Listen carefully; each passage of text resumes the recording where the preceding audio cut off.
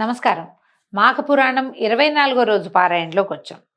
ఈ మాఘమాస నదీ స్నానము చాలా అద్భుతమైందని రకరకాల గాథల్లో చెప్పుకున్నాం. దత్తాత్రేయుల వారు కార్తవీర్యార్జునుడికి తెలియజేస్తున్నారు. అయితే ఈ నదీ స్నానము మానవులకే కాకుండా గంధర్వులకి కూడా చాలా విశేషమైందటండి. గంధర్వులు కూడా ఈ నదీ స్నానం వల్ల సత్ఫలితాలని పొందిన ఒక గాథని తెలియజేస్తున్నారు. పూర్వం ఒక గంధర్వుడు తన ప్రియసఖితోటి భూలోక విహారానికి వచ్చాడట. ఇప్పుడు కూడా గంధర్వులు భూలోక విహారానికి వస్తారని చెప్తారండి. మరి అవునో కాదో తెలియదు. బట్టతల ఇప్పుడు సమస్యే కాదు, ఎటువంటి నొప్పి లేకుండా శ్రీరూప్ కాస్మెటిక్ క్లినిక్ లో హెయిర్ ట్రాన్స్ప్లాంటేషన్. ఎవరైనా చూసారా గంధర్వుల్ని? ఏమో వాళ్ళు మనం గుర్తుపట్టలేమో ఏమిటో. మరి ఇది మాఘమాసంలో వచ్చాడట. అయితే అతను గంగానది పరివాహక ప్రాంతంలో విహారం చేస్తున్నారు. వాళ్ళు గంగానది ఉత్తుంగ తరంగాలతోటి కళకళలాడిపోతుందట. ఎంత బాగుందో, నురగలు కక్కుతూ మహా అద్భుతంగా ఉందట. ఈ నదిని చూసేసరికల్లా ఈ గంధర్వుడికి ఆ నదిలో దిగి నిర్మలమైన పవిత్ర భాగీరథిలో స్నానం చేయాలని చాలా ఉత్సాహం కలిగింది. అయితే తన కోరికని ఈ ప్రియ సఖితోటి చెప్పాడు. ఓ సఖి, ఈ నది చూడు ఎంత నిర్మలమైన నీటితో ప్రవహిస్తుందో, ప్రకృతి కూడా కడు రమణీయంగా ఉంది. ఈ ఏకాంత ప్రదేశంలో గంగా నదిలో దిగి స్నానం చేద్దామా అని అడిగాడు. అడిగేసరికల్లా ఈ ప్రియసఖి అందుటే, అమ్మో నాకు నీరంటే భయంగా ఉంటుంది, పైగా ఇది ఎంత ప్రవాహంగా ఉందో, లాక్కెళ్ళిపోతుందో ఏమిటో, నేను చెయ్యను స్నానం, నువ్వు స్నానం చేసిరా చెప్పింది అమ్మాయి.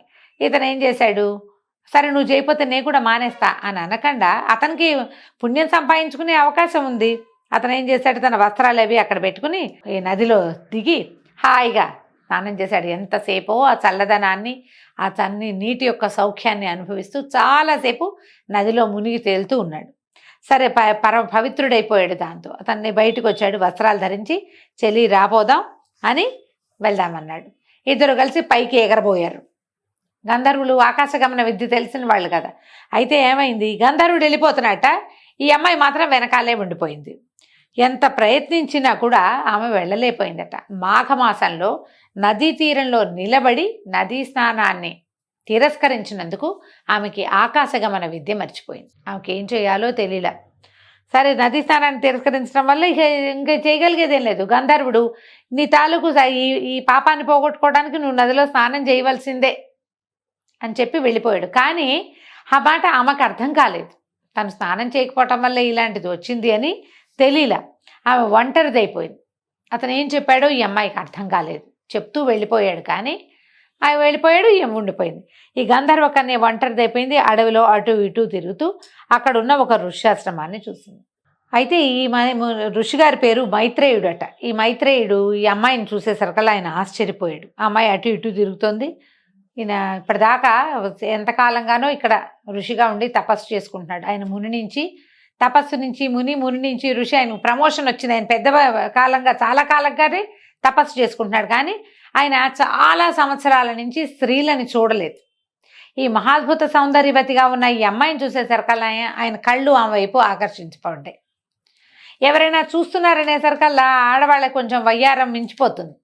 ఈ అమ్మాయి ఆయన తనకేసే రెప్పలు వాల్చకుండా చూసేసరికల్లా ఇంకా కొంచెం వయ్యారంగా ఇంకా కాస్త తిప్పుకుంటూ అటు ఇటు తిరుగుతూ ఉండేసరికల్లా ఆయన దృష్టి ఆమె ఎటు వెళ్తే అటు వెళ్ళిపోవటం మొదలుపెట్టింది. ముందే చూడడం మానేయాలి.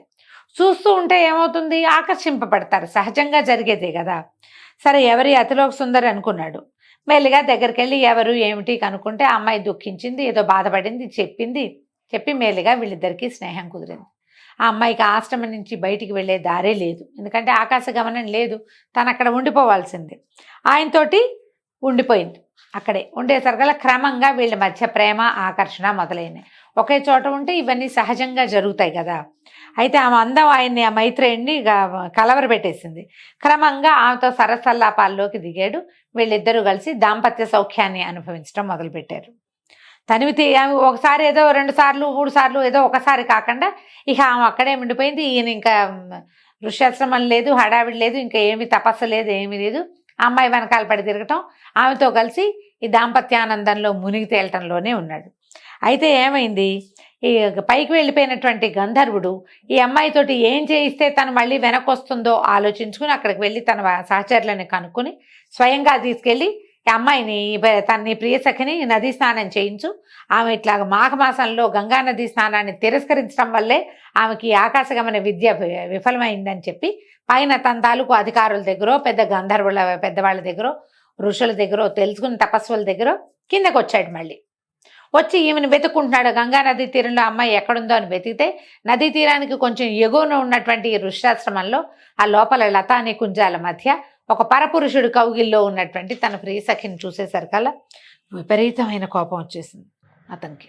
అక్కడి నుంచి శపించాడు, నువ్వు ఋషివై ఉండి ఇలా నువ్వు కామాన్ని విడిచిపెట్టలేదు, కామంతో కన్నుమిన్నుగాని అక్కడ ప్రవర్తిస్తున్నావు, నువ్వు వానరముఖుడు అయిపోదువు గాని అని చెప్పేసి ఆ ఋషిగారిని మైత్రేయుడినేమో కోతిబోహవాడి వైపోమని ముఖం కోతిగా మార్చేశాడు. అక్కడి నుంచి ఈ అమ్మాయిని ఏమన్నాడు, నువ్వు నాతో స్నానం చేయమంటే స్నానం చేయకుండా ఈ పరిస్థితిని తెచ్చుకుని ఇంకా కొంచెం అధపాతాళానికి పడిపోవటం కోసం ఈ ఋషితోటి ఈ రకమైన క్రియల్లోకి దిగావు, నువ్వు నన్ను వదిలిపెట్టావు, నువ్వు నా కోసం చూడలేదు, ఏం చేయాలో పర్యవసానం ఏం జరుగుతుందో ఆలోచించకుండా ఇంత పని చేసావు కాబట్టి నువ్వు పాషాణాన్ని వైపోమని ఆమెను శపించాడు. ఆ అమ్మాయి ఒక బండరాతిగా మారి పడిపోయి ఉంది. ఈయన ఏం చేశాడు, ఈ వానరముఖం అయిపోయింది. వానరముఖం అయిపోయింది, ఏమీ చెయ్యలేకపోయాడు. దిగులతోటి ఆశ్రమంలో అట్లా పడున్నాడు. అయితే ఏమైందట, కొన్ని రోజులకి అక్కడికి నారద మహాముని వచ్చాడట. మహాముని చూసేసరికి గుర్తుపట్టలేదు మైత్రేయుడిని. ఇదేమిటి అని ఆశ్చర్యపోయి ఈ కోతి ముఖంతో ఉన్నవాడు ఎవడు అని ఆయన ఆరా తీసి అతన్ని కనపడేసరికల్లా ఈ ముఖం మారిపోయినటువంటి మైత్రేయ మహాముని నారద మహాముని కాళ్ళ మీద పడ్డాడట. అయితే ఆయన ఏమన్నాడు, ఎంత పని చేశావు, మహర్షివై ఉండి కూడా తుచ్చమైన కామవాంఛని విడనాడకపోవటం వల్ల కదా ఇలా క్షణభంగురమైంది, అది ఎంత తాత్కాలిక సౌఖ్యం, దానికి బానిసవయి నీ తపశ్శక్తి అంతా పోగొట్టుకున్నావు. ఒక గంధర్వుడు ఒక ఋషిని శపించాడంటే ఋషి శాపాలకు భయపడతారు గంధర్వులు, దేవతలైనా కూడా. అతను నిన్ను శపించగలిగాడంటే నేను మొత్తం తపశక్తి అంతా పోగొట్టుకున్నట్టు. కామక్రోధ లోపమోహ మదమాత్సర్యాలనే అరిషడ్ వర్గంలో అత్యంత తుచ్చమైనది నీచమైనది కామమే. కామం వల్ల కష్ట నష్టాలు కలుగుతాయి. కామం వల్ల కళ్ళు కానరావు, కన్ను మిన్ను కానరు, అది వదిలిపెట్టదు మనుషుల్ని. నువ్వు కామమే సర్వానర్థాలకి మూల కారణము. కామం వల్ల కాయం నశిస్తుంది, శరీరం నాశనం అయిపోవడానికి కామమే కారణమవుతుంది, మనిషిని నిలువెల్లా దహించేస్తుంది. ఇక నుంచైనా కామాన్ని విడిచిపెట్టి సత్ప్రవర్తనని అలవాటు చేసుకో. జరిగిన దానికి చింతించి ఏం ప్రయోజనం, గతం గత, ఇప్పుడు మించిపోయింది ఏం లేదు. ఇప్పుడైనా పశ్చాత్తప్తుడివై వెళ్ళి మాఘమాసం దాటిపోకముందే గంగానది స్నానం చెయ్యి. గంగానది స్నానం చేస్తే నువ్వు పవిత్రుడు అవుతావు. అప్పుడు ఈ ముఖం పోతుంది.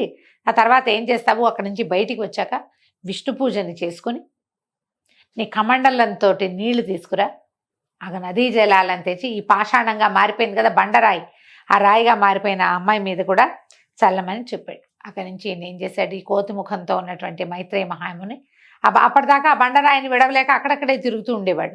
ఇక ఏమైనా వదిలేసేయాలి. ఆయన వెళ్ళి గంగా నదిలో అఘమర్షణ స్నానం మునిగి మునిగి మునిగి 108 సార్లు మునిగి అంటే మునకలు వేసి స్నానం చేసి తన ముఖాన్ని మామూలుగా చేసుకున్నాడు.